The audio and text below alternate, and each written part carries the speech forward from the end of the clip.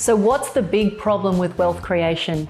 How do people like us, who didn't inherit a boatload of money, who are investing and building wealth from our own blood, sweat and tears, how do we invest in a way that gives us remarkable results and become financially free before retirement age? I don't know about you, but I am sick of hearing from wealth gurus and experts who don't walk their own talk and prescribe strategies that are a one-size-fits-all approach. For self-made people like you and me, I'm here to tell you that you don't need to be superhuman or already wealthy to reach financial freedom earlier than 65. This is the Alternative Investing Podcast. Hey everyone, welcome back to the podcast. I am super excited to have my good mate Craig Budgen with us, who also happens to be a member of our Freedom Warrior program. Craig, welcome. Great to have you here. Hi, Salena. Thanks for the invite. Good to be here.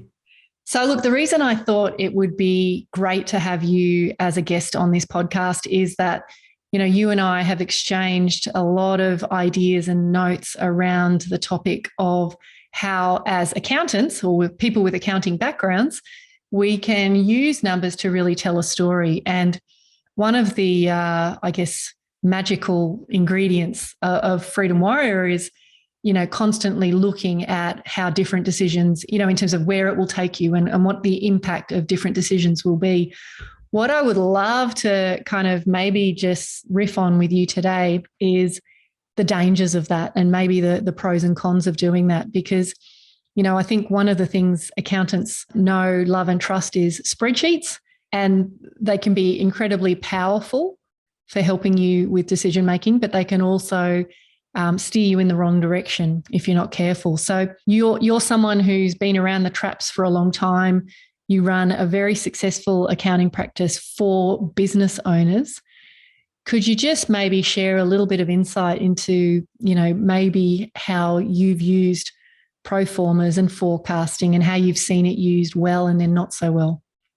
Yeah, sure. So I guess, you know, it's that old story, isn't it? Never let the truth get in the way of a good story. And really with statistics, you can make them tell whatever story it is that you really want them to tell, because you can highlight others and not others. So like anything with budgeting or forecasting, it's all in the assumptions. And sometimes the assumptions get lost by the person who's looking at the spreadsheet because they're just looking at the results.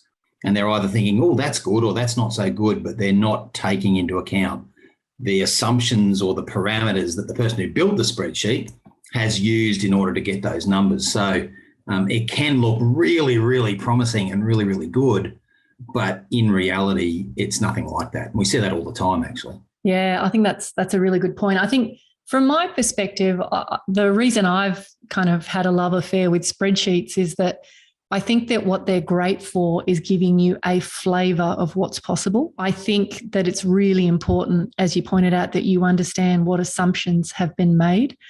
But I also recognise that, you know, and I've probably heard this more from my husband, John, than anybody else, but I sense it from others.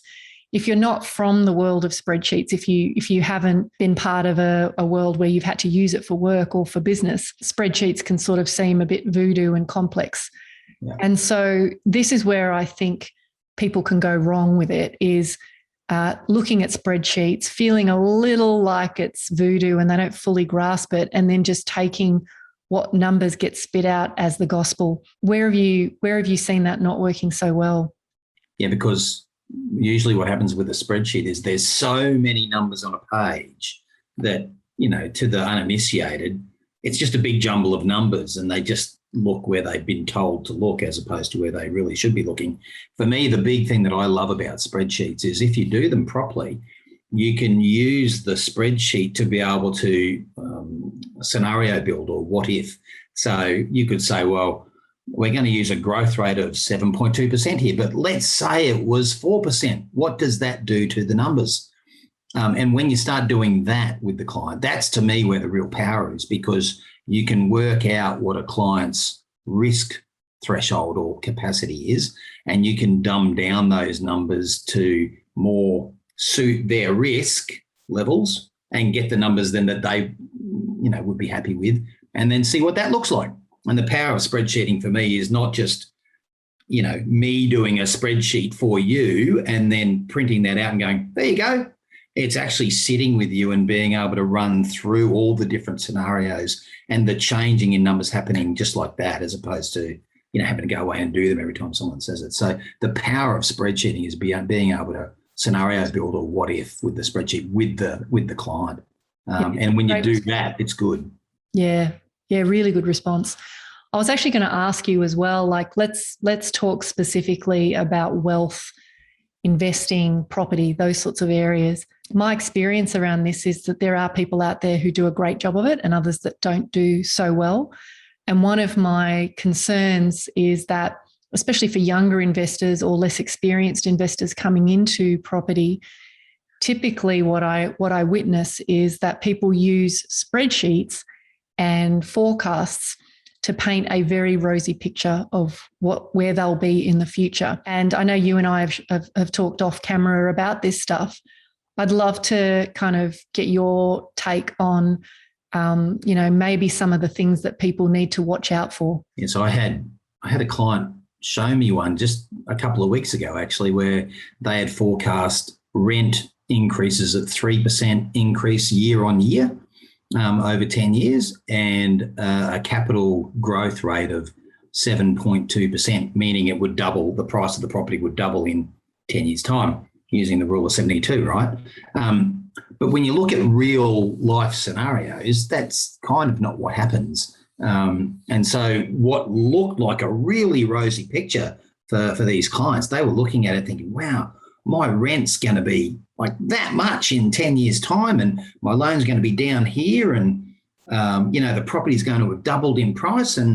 But that doesn't happen. I mean, it's happening at the moment because, property prices are going through the roof and so are rental. But, for a good 10 to 12 years before this, properties have kind of done nothing. So really, depending on where in that cycle you buy, those rates might be zero or they might be quite huge. And so the problem is when you're just looking at a spreadsheet that someone prepares for you, unless you know what you're looking at, if you're just taking the results for granted that they're correct, in 10 years' time, you could find yourself in a real poor position or nowhere near where you thought you were going to be. And by then it's too late because you've wasted 10 years on this strategy, which hasn't worked. Yeah, that's really great insight. I think one of the things that I've felt over the last probably 10 years is that the way that the wealth industry has evolved is there's lots of kind of offshoots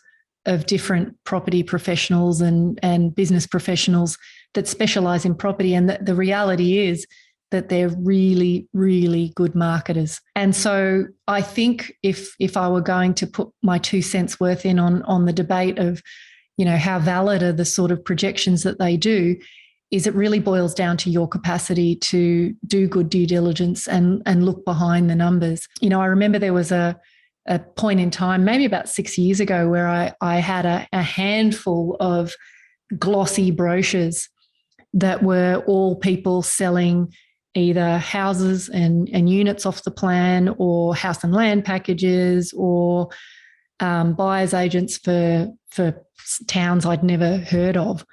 And it was really confusing. I mean, and someone brought those to me and just said, well, which one do you go for? And the challenge is, as an investor, putting all of that aside and doing some actual hard work on, well, where do I think makes sense to invest? And then finding evidence to support or work against that. And then secondary, going and finding the deal. So I think projections are a really great way, I think, of trying to understand which way to go. Do I go houses or units? Do I go alternative or traditional? But I still feel that the pitfalls that a lot of very vulnerable investors expose themselves to is confusing marketing with the facts and the ability to discern what's good and what's not. Have you got any instances where property has outperformed what you thought it would be? I mean, it's always good to take a positive spin as well. You know what? Unless you bought very lately, no, I don't. Because if the buy and hold strategy I mean, there's nothing wrong with the buy and hold strategy. Don't get me wrong, especially if you're young, because you've got the power of time on your side and you can ride cycles. So at some stage you are going to get, decent uplift. But, those marketers that you're talking about, if they're trying to tell you that they can read the market, I'd seriously question that. It's like me saying, "Yeah, have I got a stock tip for you?" Like you just don't know, right? And so the problem is that you are putting your faith in someone who's telling you one thing when the reality is it's probably something completely different. So look, I'm glad that my client came to me and spoke to me about it, because we were actually able to talk about a number of scenarios of why that might not happen the way it did. And I'd encourage everyone to go and talk to their accountant, because accountants have got a general grasp of a lot of different things, and they're usually unbiased as well. The other thing that they might do is actually look at, especially if they've owned it for a while, look at your own property. If you've owned your own property for 10 years, what was it worth 10 years ago and what's it worth today? Like, see what that actually happened, and did that happen the way they've spreadsheeted it? Probably not, would be my thought. And so really for me, it really comes down, like you said, doing your due diligence of what the assumptions that have been made. And the problem is, I think a lot of mum and dad or even small business owner buyers, they don't know how to do that due diligence. They don't know the right questions to ask. They don't know what they should be looking at.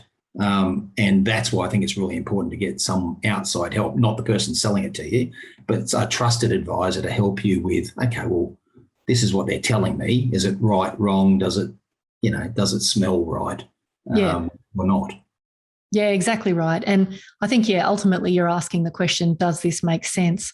I think a great example of this was a few years ago, I was coaching a younger person who was just itching to get their first property deal under their belt. And this person was, I had so much admiration for them. They'd worked really hard to scrape together a deposit.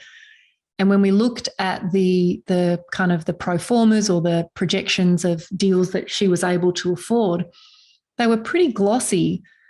But, that very question is, does it make sense to you? Would you live there? Do those sorts of growth areas, do they make sense with what's happened in the past?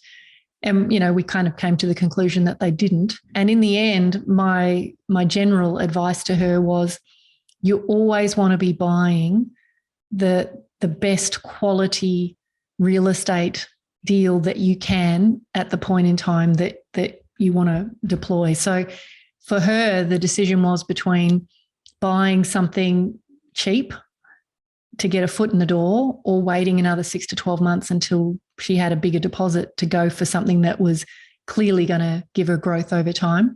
Yeah. And she chose the latter, which was fantastic. But I think the dilemma that I hear from a lot of business owners who are maybe, in established businesses that are doing relatively well is that I don't have the time. I don't have the time. I have so much on my plate that by the time I get to the end of the day, I don't have the energy to be looking at spreadsheets or doing research. And in which case, if you're buying, say, local property, this is where talking to other investors, using, good quality buyers agents, things like that can actually make a lot of sense. And as you've pointed out, I think accountants, where they can really add value is they can probably smell a rat a mile away. Absolutely, because most of us have been around the traps a long time, and we understand numbers. So when we see those spreadsheets, again, when that client brought me that spreadsheet, within about a minute, I just went, oh, and it's, you can really pick the flaws in something quite quickly. It's not that we know property better than anyone else, because we don't, but we know numbers really, really well, and so we can see what the numbers are telling, the story the numbers are telling. So what's the framework that you would recommend to people who might take a deal to their accountant? What sort of questions should they be asking? Because I know that accountants have lamented with me in the past, friends in the industry have lamented that they're always getting asked, is this a good deal? Yeah. And, that's such a difficult question to answer, and probably one that most accountants don't want to answer. What are better quality questions to be asking? Yeah, so an accountant's not going to answer that. Their PI insurance won't let them. But so it's more about, okay, well, let's talk about what makes this a good deal or not. Let's talk about, okay, how much you're spending, what's the amount you're borrowing, what are the repayments going to be, what is the rent likely to be, what are the people who are selling it, what are they saying the rent's going to be? Have you looked at the rents in the area for that type of investment to get an idea of whether or not that's true or not? And, Google's your friend with this sort of thing. You can, Google rent growths in certain areas and it'll give you that information. Same with capital growth. I mean, so it's about being able to almost formulate your own spreadsheet, even if it's not in a spreadsheet, but your own idea of what this really will look at. And because that's all numbers, your accountant is really good at that stuff. At the end of the day, it's your decision, obviously, as to what you think is a good deal. Everybody has different risk profiles. Some people, can't sleep at night unless their I's are dotted and their T's are crossed. And other people, she'll be right, whatever. And most people are somewhere in between, right? And so that's why it has to be your individual decision. But if you get the right advice to help you ask the questions and even help you look up the answers to them, at least you can make that decision for yourself based on real numbers, not just on what some marketer has told you might happen in this airy-fairy world in which they particularly live. Yeah, great response. I think the only thing that I would kind of round this discussion out with is a comment about be careful who you ask for support and advice when it comes to the world of property. I know in my past I've dealt with some very well-intentioned, say for example, financial planners who often want to position themselves as top of the financial advice tree and, maybe with the best of intentions, but they also speak very liberally about the topic of property.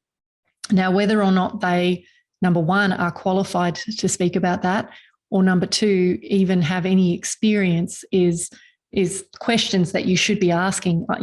I'm always looking and asking accountants and other professionals, do you walk your talk? Is this stuff that you actually do? So don't get me wrong, if you're working with a financial planner who holds a lot of property or who's specifically trained in real estate, then that's a very different thing. But I know that there's often people who, colour outside the lines in terms of expressing opinions and giving advice. So I think that's something to be really mindful of. Accountants are awesome with spreadsheets and numbers. And so as you've pointed out, I think accountants are a great starting point because they don't have that sort of bias that maybe other professionals might have. There's no conflict about how they're remunerated. In line with that, it's all about, you structured properly. Who's going to buy this and all those sorts of things as well. Which is really important. And I mean, look, some financial planners are very numbers based. The ones that I refer people to, it's not about a product. It's about let's plan the numbers and then overlay a product into that. Others are, they're like banks. They're just sort of product floggers. You shouldn't be dealing with those people anyway. Yeah. Yep. So it's definitely important that you know who you're dealing with and what the flavour of the advice that they're giving you is. Is it impartial? Is it fact-driven? Or is it product-driven? Love it. Well, look, I really appreciate you coming on and making time for us today, Craig. I know you're very busy at the moment, but with your permission, I'd love to invite you back for a couple of other chin wags on other topics. But it's been awesome to have you today, and I hope for anyone listening to this, be mindful of who you ask advice from and make friends with your accountant when it comes to property decisions. Well, thanks for having me on. I really appreciate it. Cheers. You've been listening to the Alternative Investing Podcast. If you're feeling frustrated that despite doing everything right in the property investing playbook and you're no closer to financial freedom, then head on over to inkosiwealth.com to learn more about how you can use alternative investments to catapult your investing income and blend strategies to shave decades off your timeline to financial freedom. See you on the next episode.